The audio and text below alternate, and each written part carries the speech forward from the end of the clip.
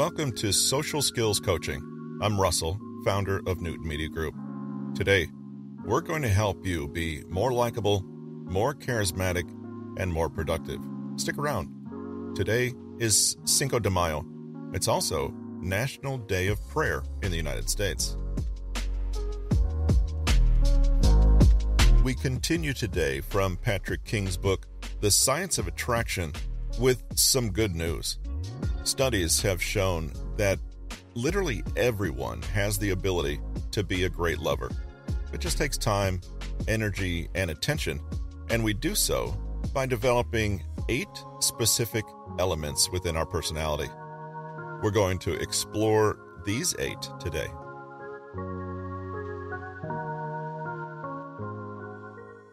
Presence. What does presence mean? It's not a magnetic presence at a party. Rather, it's the act of being present and in the moment. This is when you're not preoccupied and you're completely focused on the person in front of you and the act that is occurring. You have only one thing in your mind, and that is the other person and how they feel. You act like the other person is your world for the moment. And they are, aren't they? You have to commit all the way with your time and attention and fully immerse yourself in the moment. You can't be a spectator, judge, critic, or passive participant. You're not thinking about your emails, your television shows, or what you want to have for dinner. If you're on this wavelength, it's no wonder your sex life is on thin ice. You are simply there, fully present, with nothing else on your mind. The world comprises only 2 individuals, 1 bed, and passion. Everything else is put on the back burner and essentially disappears. That's what it means to be present. It's easy to see how we can fall prey to not being present.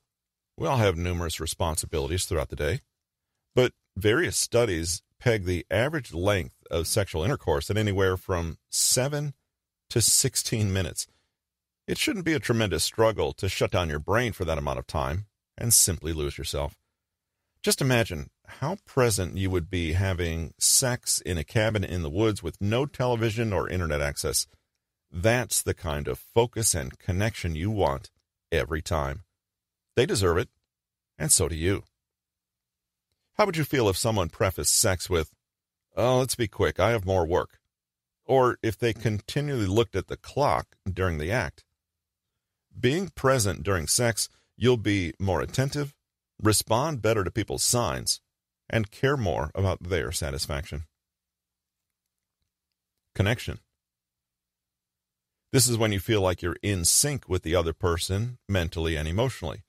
You understand things without having to say them.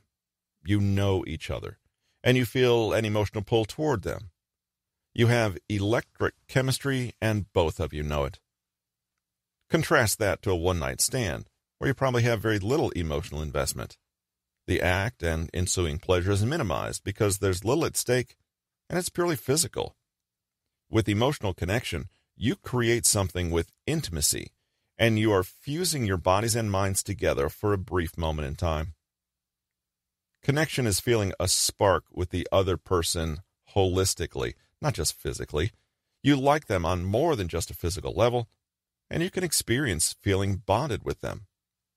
When you have a strong connection, you might say things like, "Our bodies just moved together, and we didn't have to say a word." Intimacy. This can be distinguished from connection because intimacy is about a deeper caring and love for the other person, whereas connection might be momentary and fleeting.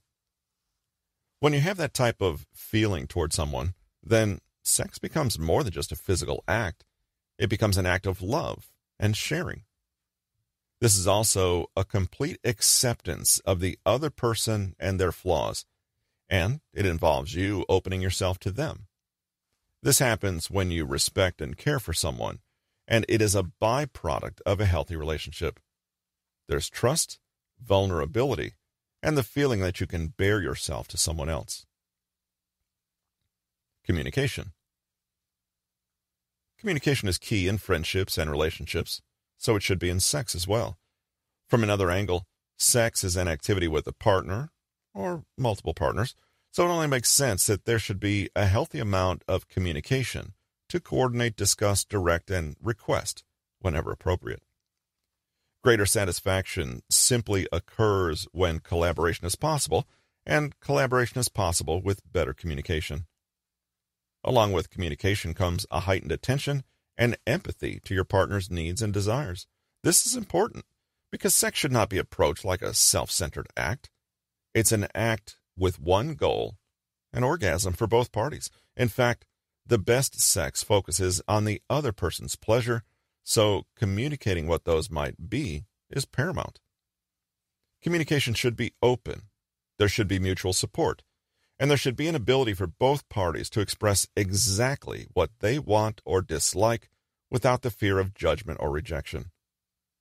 This is where talking about fetishes and kinks comes in, because open and honest communication should allow those without feeling self-conscious or judged. You should ideally be able to communicate about everything, from exactly what you hate to the tiny things you love. The point is to keep a running dialogue going, because preferences can always change, and you need to be able to adapt to them. Authenticity. Remarkable sex is honest and open. It's authentic because you aren't hiding anything. Not only are you making yourself completely open to the other person, but you're trusting your body with them. If you can let go and make yourself vulnerable, it can be powerful. You're being authentic and honest about what you like and dislike, and you're encouraging the same in the other person. You're having sex for pleasure, love, or expression, not for any nefarious reason or ulterior motives. Put another way, you feel that you can be genuine in your expression, that you aren't hiding or inhibiting your desires, and that you can be completely transparent and honest with the other person. You should feel free to do, touch, lick, and suck what you like without embarrassment or feelings of judgment. This works both ways, because both parties need to ensure that they don't make the other feel judged or guilty. Truly authentic sex is liberating, because you feel like you can do what you like without having to restrain yourself. Of course, that works best with communication and the other elements in this chapter. Bliss. This is a loaded word. What does it mean here? It means that amazing sex is more than just an act. It's a mental state of mind, and it creates something that is more than the sum of its parts. It creates an emotion of transcendence and bliss, a peaceful state of mind characterized by happiness, transformation, introspection, and fulfillment. It's a state of nirvana. You're in a world that consists of only two people, and you feel like there's nowhere else you'd rather be at that moment. You're exchanging mental, emotional, and physical energy. You're basking in their glow and pleasure.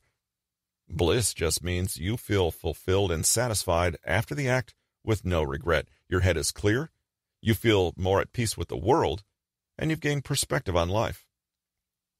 Some people might have sex to calm their nerves, out of boredom, out of hatred, or out of pure lust. Blissfully remarkable sex is when sex occurs as an expression of love and fulfillment with the other person. You can even think about bliss in religious terms. You feel a sense of peace that you may receive after praying or a particularly powerful religious service. That's what sex can do at times. It can feel like a holy experience. Exploration.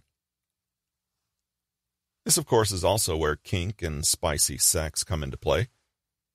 Sex can sometimes get boring, even with all of the other elements in this chapter. So exploration, or at least being willing to explore and indulge, is a key to remarkable sex. It's fun. It breaks you out of your routine, and it makes sex novel and interesting, which is necessary sometimes.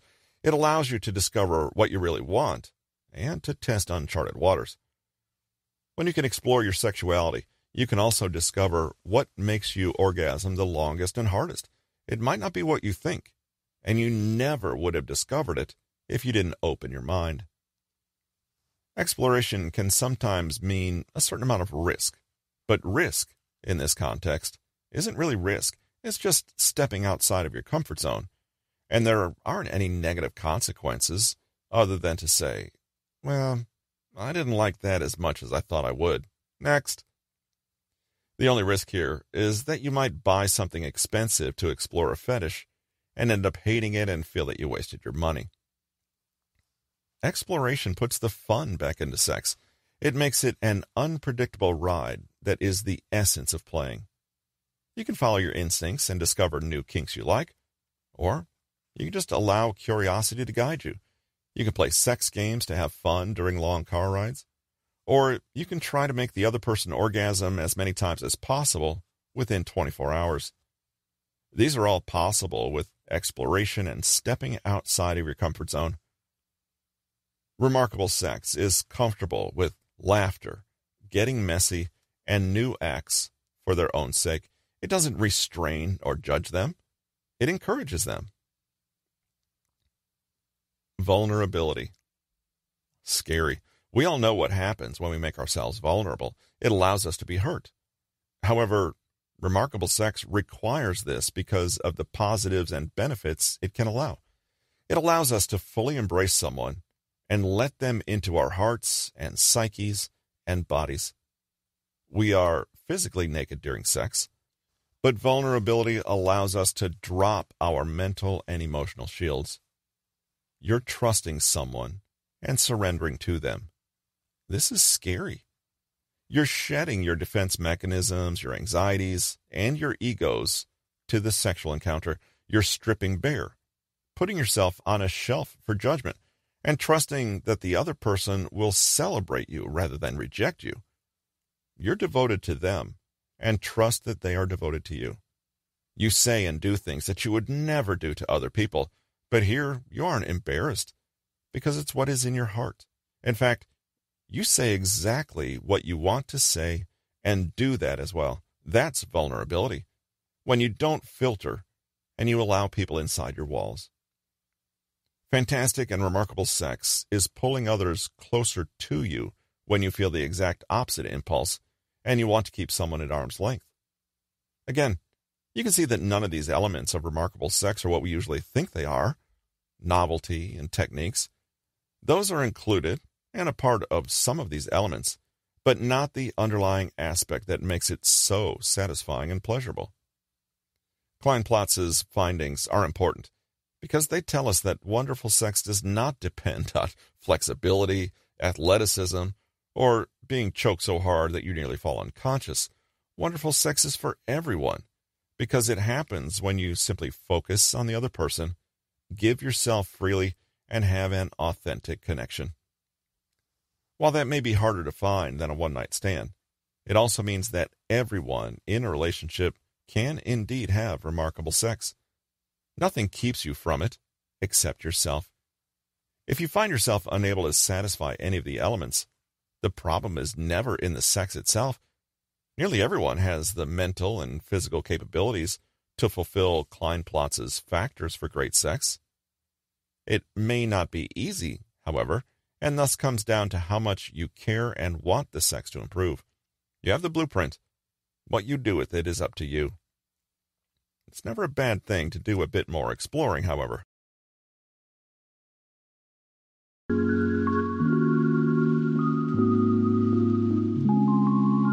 This has been Social Skills Coaching. I'm Russell, founder of Newton Media Group and producer of Social Skills Coaching. You can find us at newtonmg.com. If you have feedback on today's or any episode, email us at podcast@newtonmg. We'd love to hear from you. Join us again next time on Monday for more tips and tricks to make you more likable, more charismatic, and more productive. Thanks for listening.